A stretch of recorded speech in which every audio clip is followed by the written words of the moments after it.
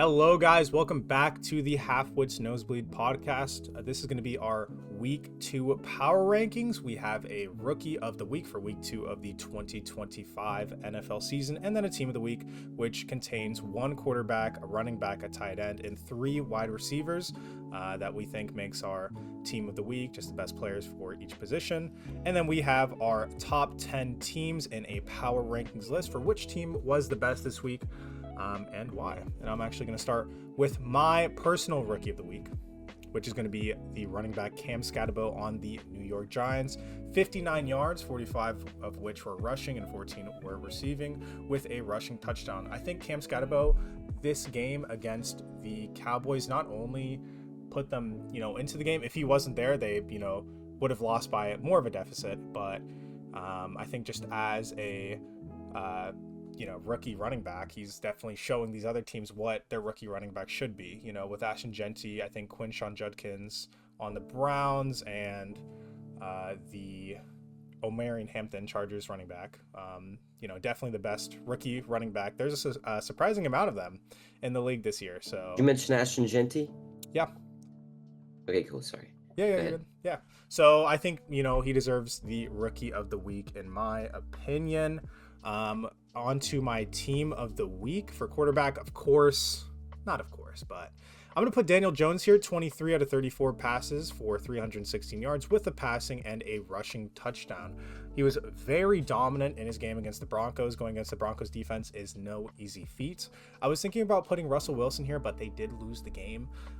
And it kind of was his fault with that interception in overtime, I'm pretty sure. It was in the fourth quarter. I think it was in overtime, and then Brandon Aubrey just bombed it from like 50 plus yards, 60 yards or something like that. Classic Brandon Aubrey. But I think Daniel Jones, just in the air, on the ground, he's a disgusting offensive threat for the Colts. And I don't know why he wasn't doing that on the Giants, but here we are. Running back for the week, it's definitely got to be James Cook on the Bills. 34 carries for 176 yards and 3 touchdowns is a disgusting stat line to look at.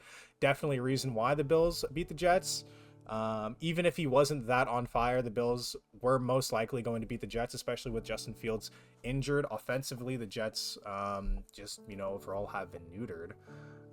Josh Allen, in the air as well, slanging that thing.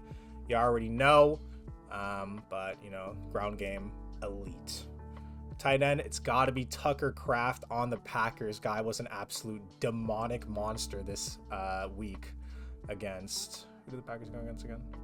They played Monday. It's the Commanders. Yep. Oh my goodness, this guy was, head, I think, offensive player, probably my offensive MVP on the Packers for this week against the Commanders. Once again, Packers defense, absolutely disgusting. One of the best defenses in the league. Definitely kept the Commanders out of the game, but Tucker Kraft just put the nail in the coffin offensively. 8 for 11 with 140 yards with 2 touchdowns. Definitely something you want to see out of him. In contention for, one of the best tight ends in the league. Definitely not better than Brock Bowers, though. Hey. Wide receiver ones, I gotta go Malik Neighbors. It's kind of hard not to. And I also, it's kind of hard for me not to put Russell Wilson in that quarterback slot. Him slanging the ball to Malik Neighbors. 9 for 13 passes, 167 yards total for 2 touchdowns. He had some absolutely disgusting catches in the end zone to keep the Giants in that game against the Cowboys. What a great game overall. What an absolutely beautiful game. My wide receiver 2's got to go to Amon-Ra St. Brown. 9 of 11 passes for 115 yards and 3 touchdowns. I think statistically his best game that he's ever played. Lions against the Bears, it went 52-21. Jared Goff slinging that ball to him. My wide receiver 3's got to be Puka Nacua, and that's my last wide receiver. 14 for 16 passes, 165 yards and 1 touchdown. Just another offensive piece for the Rams that definitely is important to the Rams offense, in my opinion. Against the Titans, not really much of a competition, honestly. Of course, Cam Ward, looking better in this game with potential. Nice little pass to, I think his name is Elik Ayominor, but we're talking about Puka Nacua here. Overall, great wide receiver, and that's going to be my team of the week. Do you want to go ahead with your team of the week? Yeah, I'll dive right into my team of the week. I think my rookie of the week this week is Tedero McMillan of the Carolina Panthers. Had himself quite the game against the Arizona Cardinals in a loss, unfortunately. Had 6 catches, 100 yards, first 100-yard game. Definitely not going to be his last. But didn't get in the end zone, but was the leading receiver of the team with those 100 yards. I think he's going to be a special talent in the league for a long time. Definitely a guy, Bryce Young, for as long as he's the quarterback for the Carolina Panthers. For him to lean on. Moving on from my rookie of the week, my gold star of the week goes to Russell Wilson. Just an unbelievable game from him. You know, getting up there in age, just played in the league for a long time. Didn't know if he still had it in him to have a game like this after last week specifically, failing to score a touchdown against the Washington Commanders, but came out and proved everybody wrong. Came out firing 450 yards, 3 touchdowns, and 1 interception. Almost had like the craziest ending to a game ever. If only the Giants defense could, stop Dak Prescott. Just only threw the ball 41 times. I see a lot of guys with a high volume of pass attempts this week. Bryce Young, to name one, with I think 55 pass attempts, but 450 yards on 41 pass attempts is incredible. 3 passing touchdowns, 1 interception, 1 fumble that he didn't lose, so it really doesn't matter. Incredible game from Russell Wilson, who has my gold star of the week. Moving on to my dunce cap winner of the week, Ben Johnson. Absolutely laid an egg against his former team, the Detroit Lions. Put up 21 points but gave up 52. I understand that he's the play caller, but he's also the head coach. He's kind of got to be the one that's responsible for getting the defense in shape for the week ahead of him. I'd also give it to the DC, but I think Ben Johnson overall is my clown of the week with wearing that dunce cap. Just taking unnecessary shots at his former team that put him on to give him this opportunity. Dan Campbell, obviously not happy with him, like I mentioned before, had that, awkward and quite hostile handshake at the end of the game, referring to his former starting quarterback, Jared Goff, as their quarterback, like he didn't know him at all. Well, Jared Goff went out there and dropped 334 yards and 5 touchdowns on his head, made Ben Johnson look like an absolute fool. So I think he earns my dunce cap of the week. Moving on to team of the week. We've got Russell Wilson, who were my gold star. 450 yards, 3 touchdowns, and an interception. That's all pretty self-explanatory. I explained everything else before. My running back of the week, Jonathan Taylor, 25 carries, 165 yards, touchdown through the air. Longest run of the day was 68 yards. Helped propel the Colts to a big win over a legit team.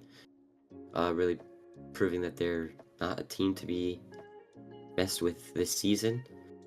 My wide receivers, it's kind of weird to have 3 guys from the same team on my team of the week, and they all lost, but I think they played a hell of a game offensively.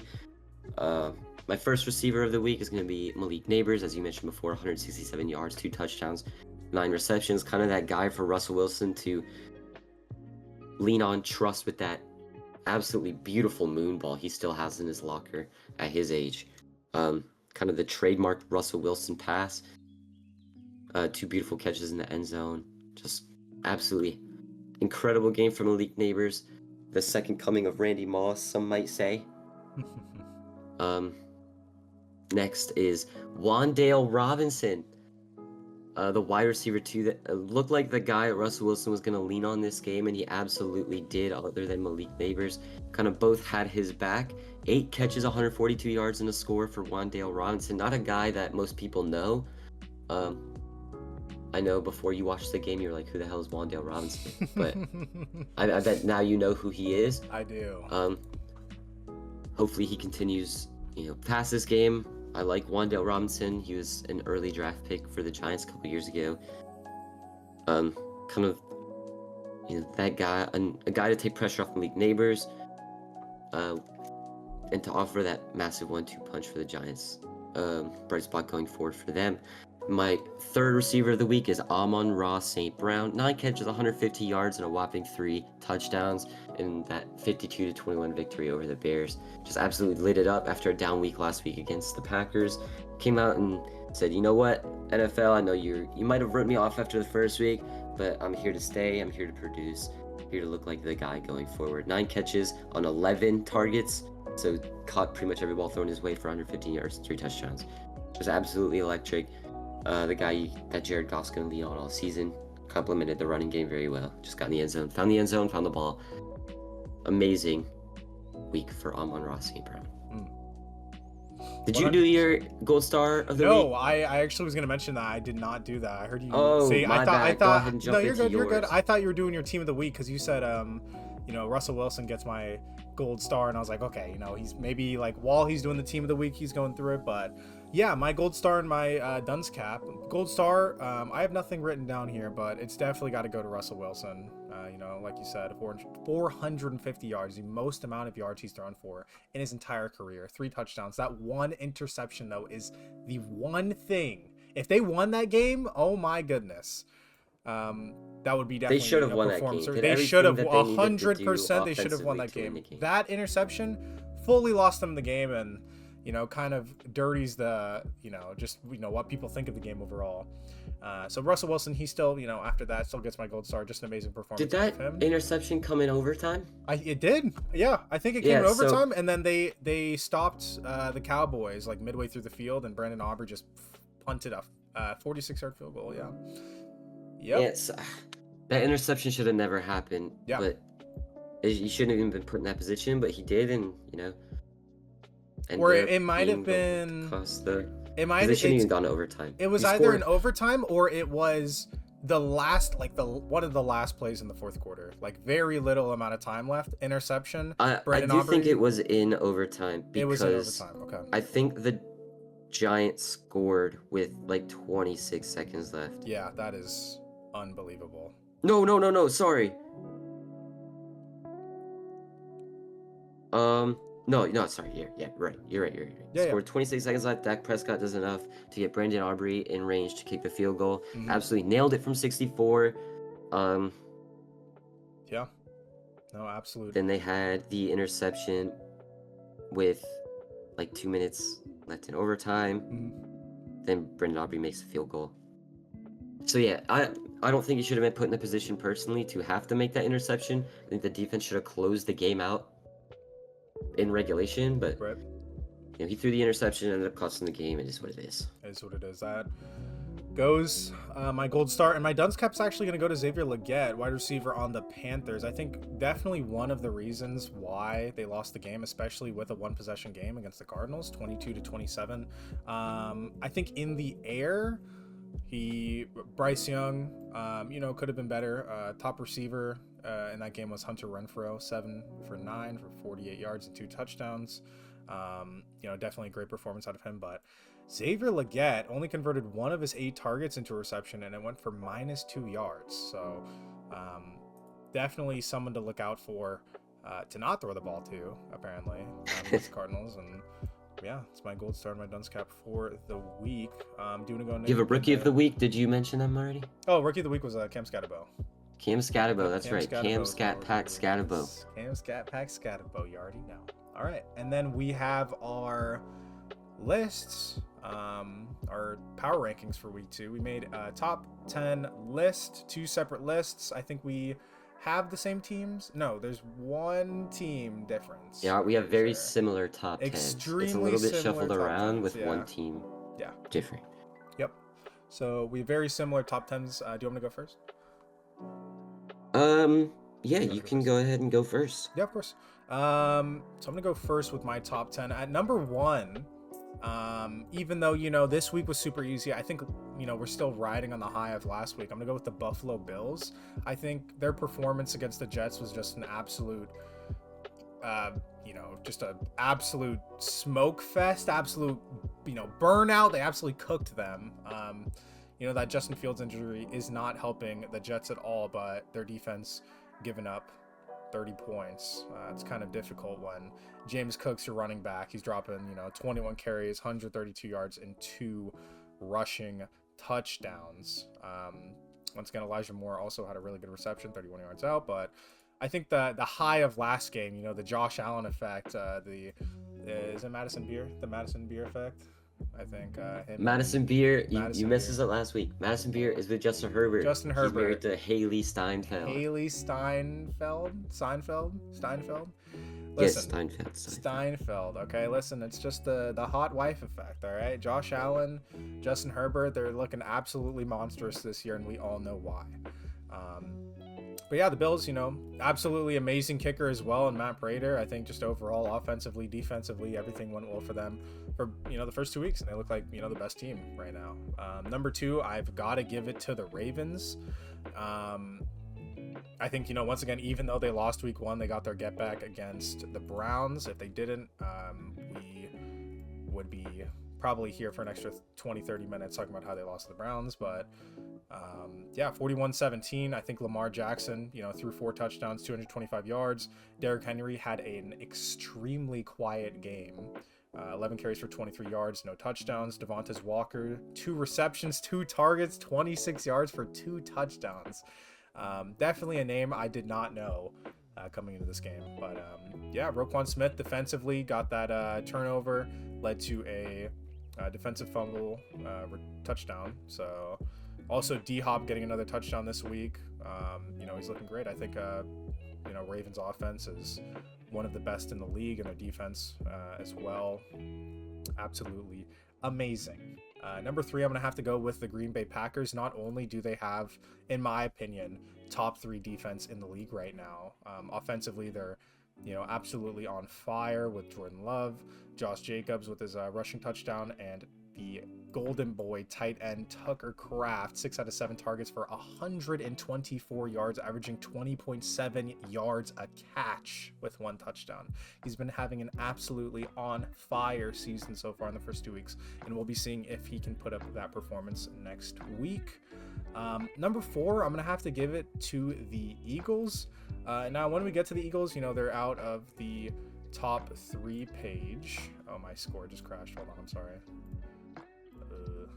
There we go. When we look at the Eagles, they're out of the top 3 range, and I think it's kind of obvious.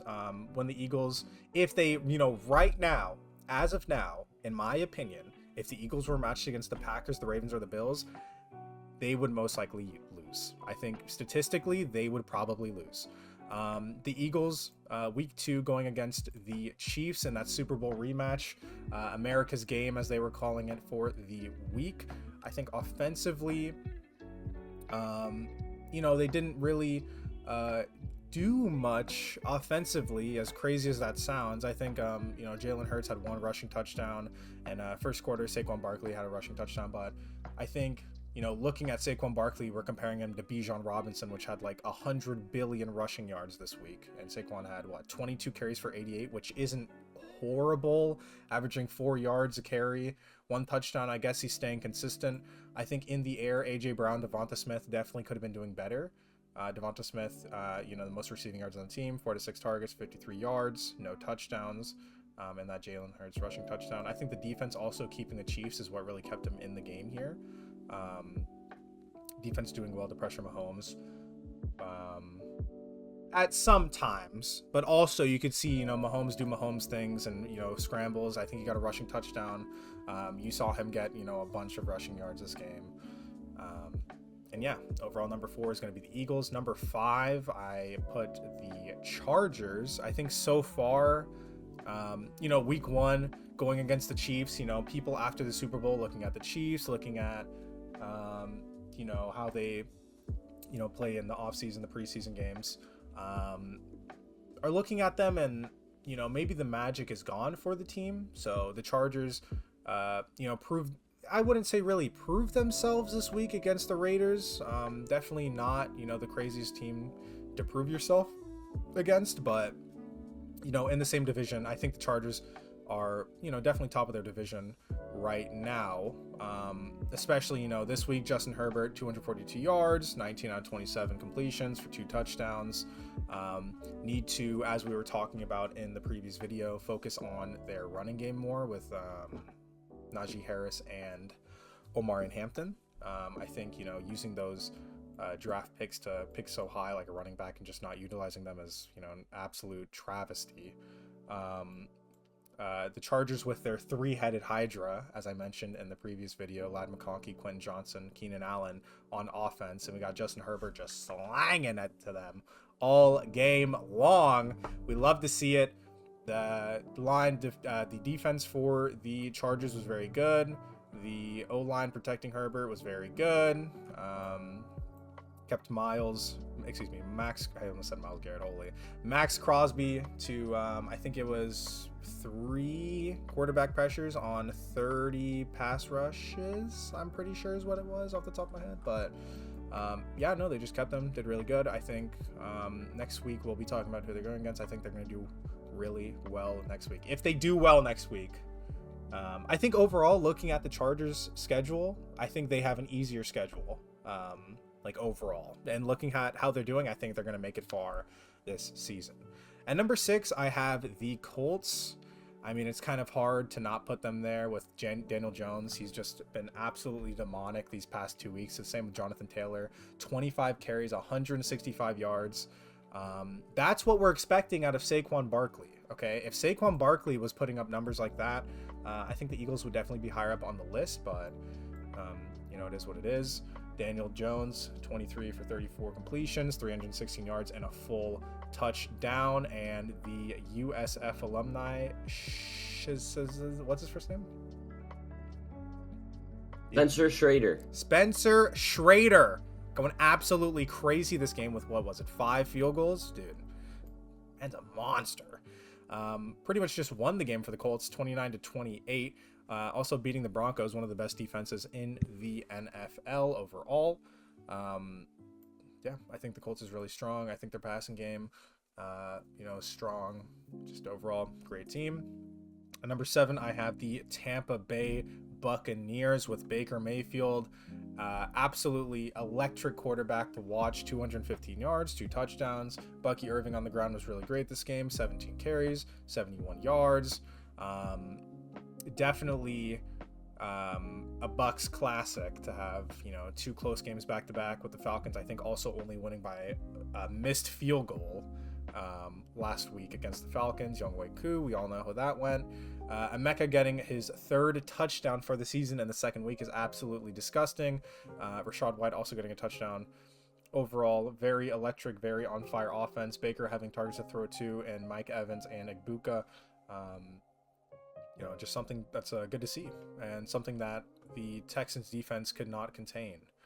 We saw Baker also breaking out, getting a couple rushing yards, converting first downs and stuff like that. So just overall, great team, great quarterback. Can't wait to see where they go this season.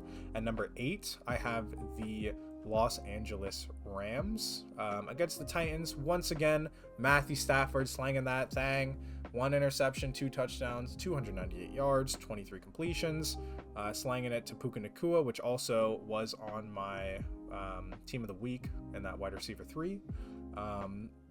Doing really good. I think against the Titans, it isn't really a fair fight. Titans not really, up to par yet. A bunch of young talent on that team, and Cam Ward and Alec Ayo Manor. So, for sure. I think the Rams offense and defense is great. Can't wait to see how they develop. At number 9, I have the Detroit Lions. People were definitely counting them out last week, and I think their game against the Bears just showed how, to not, count them out, how dominant they are. Jared Goff heard that. 334 yards for 5 passing touchdowns is absolutely disgusting. 3 of those going to Amon Ra. He had one of the best games of his career. And also Jahmyr Gibbs, 12 carries, 94 yards with 1 touchdown.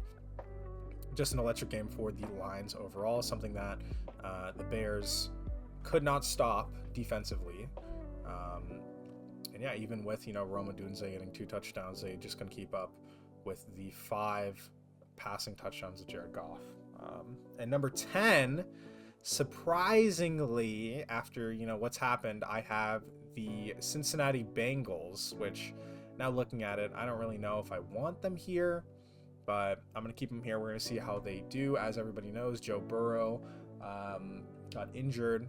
I think he tore a toe ligament. He'll be out for a few months, so get used to seeing Jake Browning being the starting quarterback. Chase Brown got 16 carries for 47 yards. Not really that good. Jamar Chase was more awake, more online this week compared to last week. He was, like I think it wasn't Amon Ra. Justin Jefferson, maybe? There was a wide receiver last week that was not Jamar Chase. That was just it was Nico Collins. Nico Collins was dead last week. Jamar Chase was dead last week. They both, showed signs of life. Jamar Chase more than Nico Collins in that 14 receptions, 165 yards, and 1 touchdown. Just squeezing out a 4 points over the Jaguars, which, in previous years wouldn't be that impressive, but I definitely think this Jaguars roster has some fangs to it, some may say. And Trevor Lawrence, I think those interceptions that Trevor Lawrence threw were pretty bad, but Jake Browning threw 3, so take that as you will. I think the Bengals O-line definitely needs to protect their quarterback more clearly, and that's something that they can work on defensively.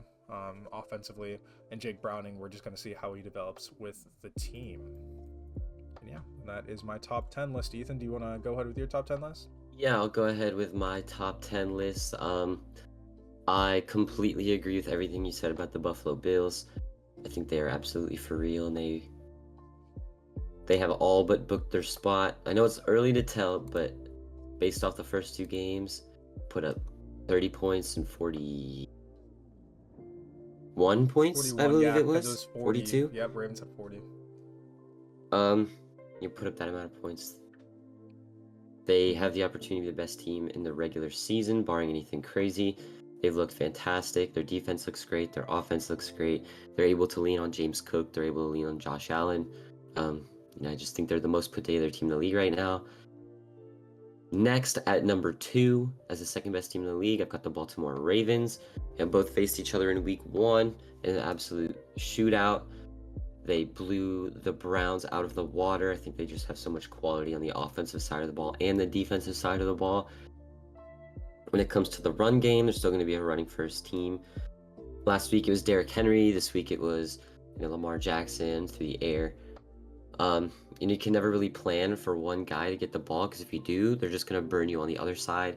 It looks clear as day to me that the Cleveland Browns planned for Derrick Henry to get a lot of the ball, and they gave up 41 points because they game planned the wrong way. That's just what the Ravens can do when they have probably one of the greatest running backs of all time in the backfield, and then one of the greatest quarterbacks of all time also next to him in the backfield that can throw the ball, has the highest passer rating in NFL history, is one of the shiftiest, most elusive guys in the league when he isn't throwing the ball. So he's just going to absolutely punish you, or they will absolutely punish you in any way that they can. Their defense looked fantastic. Roquan Smith with the defensive touchdown just shows that what they can do on the other side of the ball, giving up 17 points. Moving on to my number 3 team of the week is going to be the Green Bay Packers. Monster defense that will get them through the toughest games against the better offenses. You saw it week 1 against the Lions, who put up 52 in week 2. You saw it against the Commanders, who had a fantastic offense last year. And their offense just does enough to get the points that they need to win the game. Michael Parsons is a beast. Xavier McKinney is a beast. Couple picks on the season already. But they're going to be there to pick up the offense whenever they need it, and the offense is going to do the same for the defense. We've already seen that. Now, the injuries are something to kind of take note of going forward, especially to Jaden Reed, obviously losing Christian Watson as well. So they're going to have to lean on Romeo Doubs, Dontavian Wicks, Matthew Golden, and Tucker Kraft. Tucker Kraft had an excellent game this week as well. Over 100 yards and a touchdown. So just what they can do with the weapons they have and the defense that they have. Moving on to number 4, I have the Indianapolis Colts. They played the worst team in the league in week 1, the Miami Dolphins, who did nothing but hurt themselves that game. So was kind of unsure to know if they would be, that high up on the list for long, but they matched up against an incredible team, a team that people had going deep in the playoffs this year in the Denver Broncos, Bo Nix, Courtland Sutton, a mean defense with Pat Surtain and Nick Benito, and they made them, they ended up coming out of the game victorious. Daniel Jones looks like an absolute MVP candidate through 2 games. Jonathan Taylor looks like he's back to form from 2018 or 2019. Tyler Warren is up there with Offensive Rookie of the Year so far through 2 weeks, just an absolute monster.